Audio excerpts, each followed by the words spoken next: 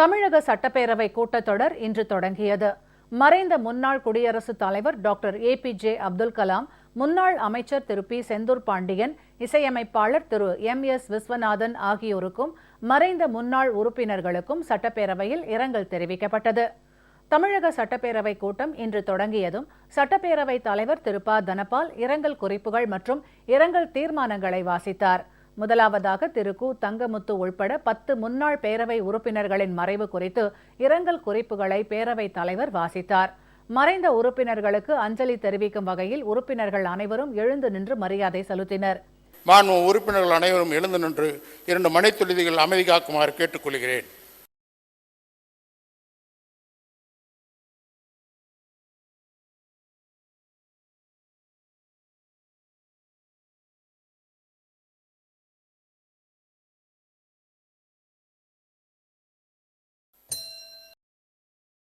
இதனைத் தொடர்ந்து முன்னாள் குடியரசுத் தலைவர் டாக்டர் ஏபிஜே அப்துல் கலாம், முன்னாள் அமைச்சர் திரு பி. செந்தூர் பாண்டியன், இசையமைப்பாளர் திரு எம்.எஸ். விஸ்வநாதன் ஆகியோரின் மறைவுக்கு இரங்கல் தெரிவிக்கும் தீர்மானங்களை பேரவைத் தலைவர் படித்தார்.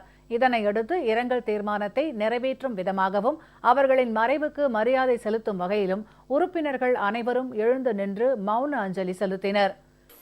உறுப்பினர்கள் அனைவரும் எழுந்து நின்று 2 மணித்துளிகள் அமைதி காக்குமாறு கேட்டுக்கொள்கிறேன்.